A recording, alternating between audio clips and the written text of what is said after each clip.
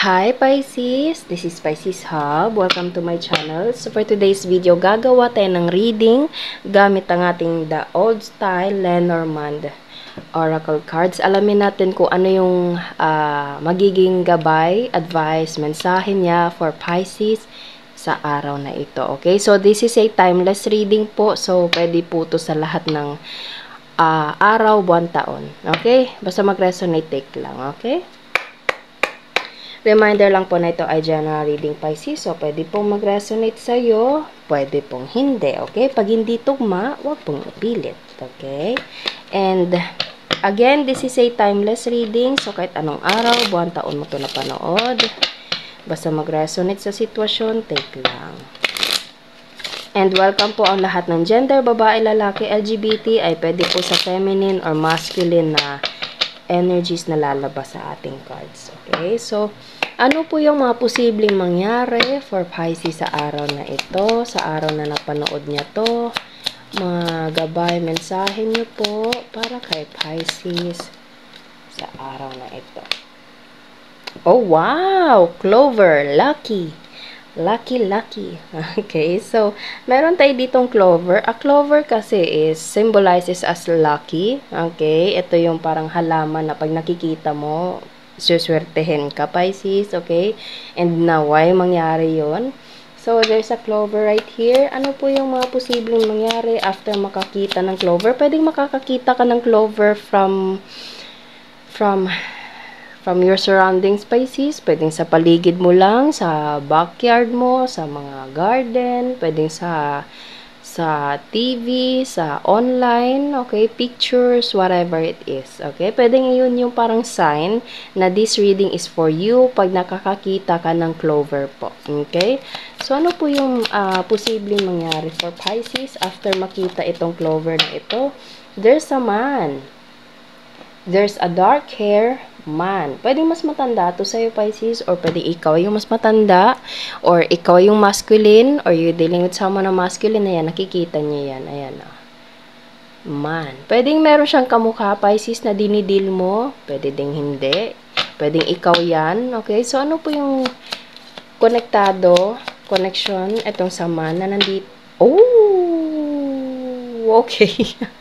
This person is preparing, Pisces. This person is preparing for a nest for you. Okay? Pwedeng ito ay something na paghahanda. Kasi ang stork kasi is nakikita nyo, nakapatong siya, nasa loob siya ng pugad niya. And parang meron ng itlog yata. Ayan, o.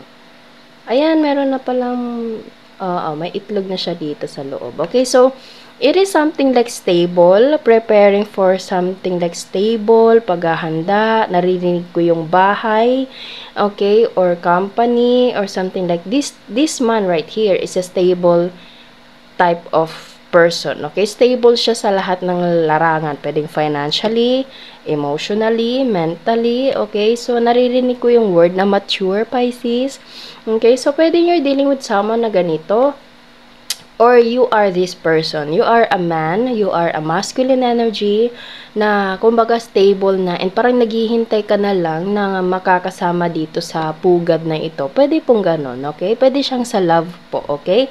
Or kung hindi naman, pwedeng ito ay someone na parang tutulong sa'yo for you to be a stable person. Lalo na't meron tayo ditong nest, okay? Pwede din siyang sa career po na kumbaga naririnig ko yung word na regular or long-term contract, pwede pong ganon. Okay? Basta merong swerte. Merong swerte. Or this person is so lucky or feel so lucky to have you and naghahanda na siya ng pugad niya, Pisces. Okay? Pwede pong ganon. Or ikaw to. Kahit ano, kahit alin doon sa mga sinabi ko, Pisces. Basta mag-resonate po sa inyo. Take lang. Okay? So, ano po yung mga posible pang mangyari for Pisces with this clover, man, and stork? Wow! The Tower.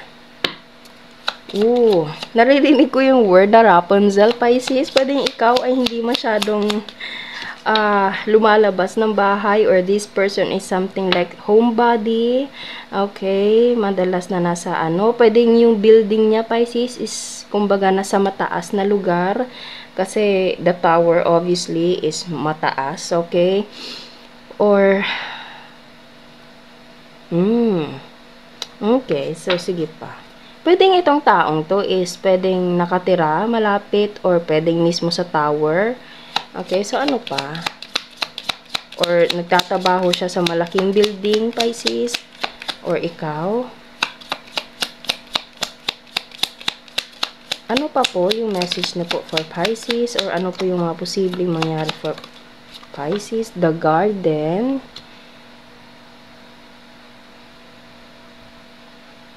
Oh, wow.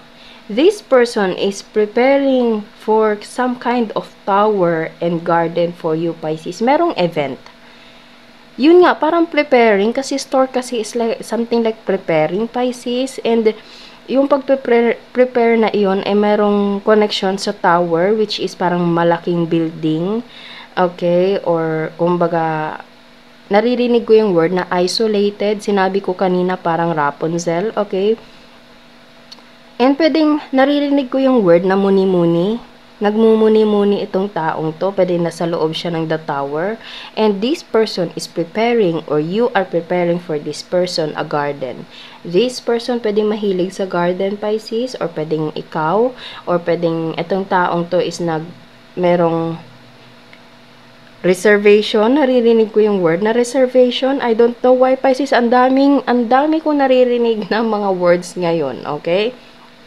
So, there's something na reservation about this garden, or merong event, or merong something na lugar na parang ganito, Pisces, na kumbaga, yun nga, reservation. Paulit-ulit ko yung naririnig po.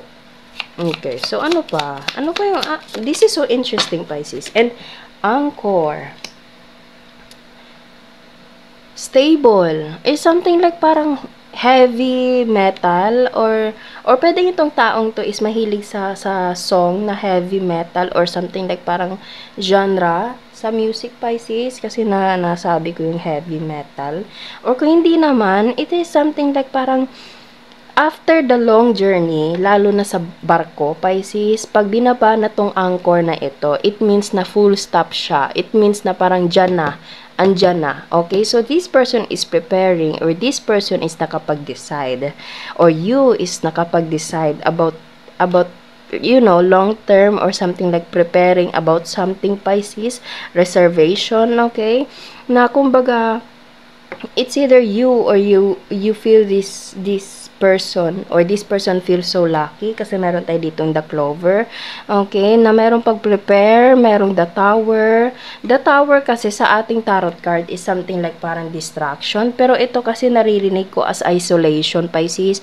So, pwede meron kayong hindi pag-uusap ng taong to, okay, or something like merong pagmumuni-muni, and yung pagmumuni-muni na iyon is merong decision na gagawin, which is the anchor. Kumbaga, bibigyan na ng parang naririnig ko yung word na full stop. Full stop na kumbaga big decision na gagawin. And again, there's a reservation for the garden. I don't know kung bakit merong garden, Pisces. Okay, so wow. This reading right here is so interesting, Pisces. So I don't know kung ano yung mga posibleng mangyari, Pisces, sa napanood yung cards natin dito, pero there is a major, ang masasabi ko lang dito is a major situation set up na nandito. Pwede siya sa career po, pwede din po siya sa love, okay? Kasi wala kasing nakalagay kung trabaho ito or something like parang love. Okay, so sige pa. Ano pa po? Gamitin natin itong the tarot card. Alamin natin kung ano yung mga posible pang mangyari, other information regarding with this person, with Pisces, and these other cards na nandito. Ano yung mga posible pa pong mangyari for Pisces sa araw? Queen of Swords, you will decide, Pisces. Ikaw yung makakapag-desisyon, or this person will decide. Okay, kumbaga, ito kasi is something like parang decision making. Nakikita nyo, nakahawak siya sa sword, tapos meron siyang parang dinidemand. Okay, so, this person will, you know, make a decision. Sinabi ko kanina, parang, big decision na gagawin, or pwedeng ikaw yung magde-decide sa kung ano man yung prepare ng taong tong nandito, Pisces. Okay. Oh, wow! 9 of Pentacles. Ayan no, Clover, and the 9 of Pentacles. Ito kasi is something like abundant. Abundant sa lahat ng bagay, okay? Pera, something like pangarap, ayan o, mga resources, lahat na nandito is, kumbaga, nag-uumapaw, Pisces. And it something like, bottom of the deck is 8 of Wands. There's a communication na darating, Pisces.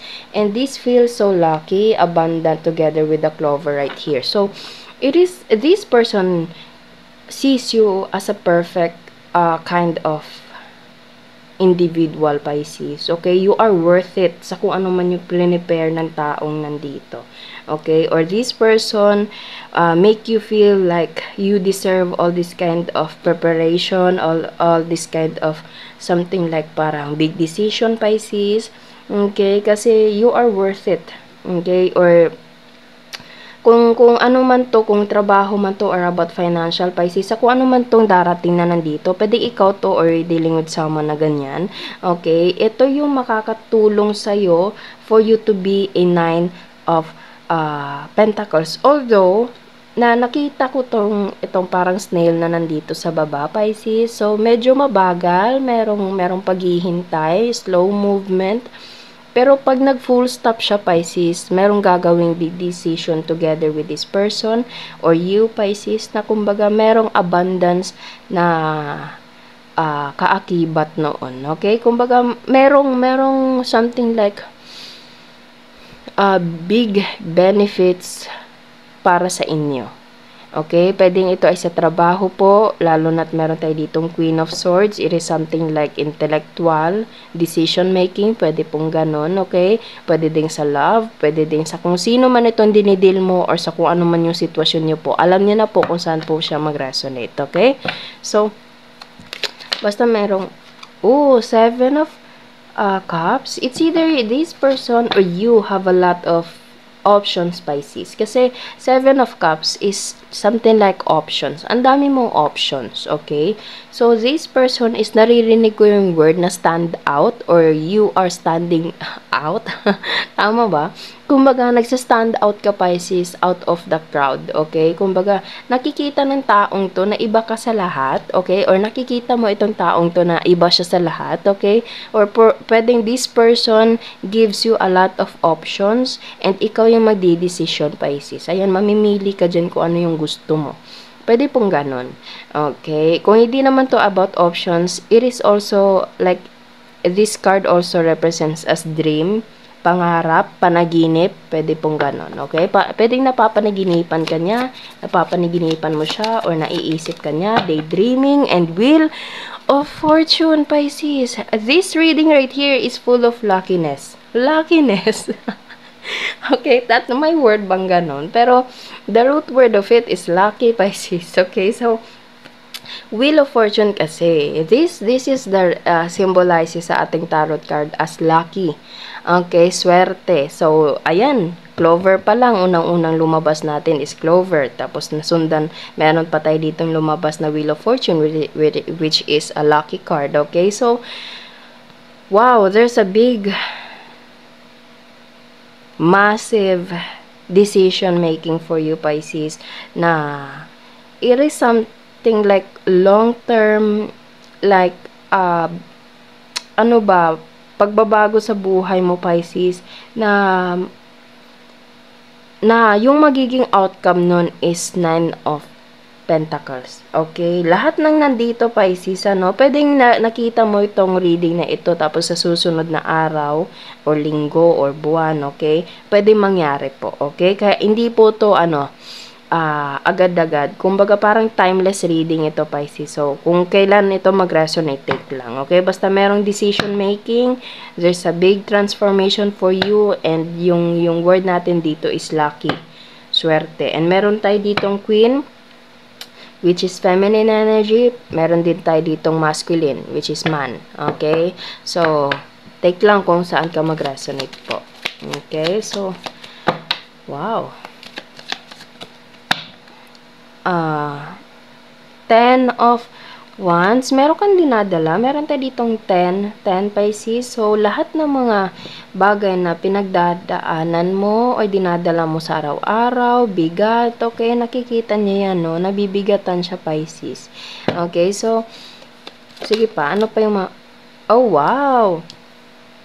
There's an opportunity talaga. There's something na opportunity preparation for you na kumbaga marireceive mo, Pisces. Okay? And you will decide. Okay? So, meron tayo ditong 10 of Wands and Ace of Wands. Wow. Para siyang pinag-isa. Etong lahat na nanditong, kumbaga, Wands na nandito is ano tawag nun? Parang isahan na lang siya kundi magiging Ace of Wands. Kumbaga, kung gaano ito kaliit yung nandito, magiging isahan siya and ganito siya kalaki, Pisces. Okay? Or kung hindi naman, ito is something like parang isa siya sa madadagdag pero hindi siya pabigat, Pisces. Okay? Kasi ang gaganda ng mga cards natin dito. So, kahit yung nandito is medyo nabibigatan siya, tapos meron pang darating na Ace of Wands. Ito yung parang symbolizes as meron darating na magbabago sa buhay mo, Pisces. Pwedeng ito ay merong konektado sa masculine energy na kakilala mo. Okay? Or pwedeng ikaw din mismo, Pisces, na kumbaga ikaw yung magdadala ng sarili mong swerte. Okay? Which is meron tulong po sa ating Panginoon, sa ating universe, or kanino ka man naniniwala, sa angels, okay? Basta merong darating na kumbaga sa lahat-lahat ng dinami-daming mga bagay na dinidin mo sa araw-araw, merong darating sa'yo na magbibigay buhay, magbibigay motivation, inspiration, hope, na ipagpatuloy kasi meron talagang pagbabago. Meron tayo ditong Wheel of Fortune and Clover, okay? So, hindi ako gumagawa ng kwento, Pisces, kahit panoorin nyo man yung mga past previous videos natin kung ano yung ibig sabihin ng Wheel of Fortune, which is a lucky card, tapos Clover, which is a lucky symbol of some kind of flower, Pisces, okay? So, meron at merong swerte or something like pababago na ang outcome nun is 9 of Pentacles, which is abundant. Ayan, nakikita niyo yan, Pisces. Medyo naririnig ko yung word na tataas. Medyo tataas yung kilay niyo, Pisces, kasi ang gaganda ng mga cards natin dito, parang too good to be true. Pero, again, this is a timeless reading. This is a general reading. So, pwedeng sa'yo to, pwedeng hindi. Pero sana, naway lahat ay makatanggap ng swerte na meron dito sa ating cards po. Okay? So, take lang kung kanino mag-resonate. Okay? So, kuha tayo ng mga initials, random words, kung sino or ano po yung mga konektado for Pisces sa araw na ito. May nag-flip tayo dito, letter Q, R, kapatid, H, younger, photos, mapagbigay, kamag-anak, blonde, mayaman, offer, letter I, P, tapos letter W, barko, and morena. Okay, so pwedeng nandito, pwedeng wala, it's okay lang po. Okay, so yun po ang ating reading for Pisces sa araw na ito. Naway nag-resonate po, at naway nagustuhan niyo po. Huwag niyo po sanang kalimutan na mag-like at mag-subscribe po sa ating channel.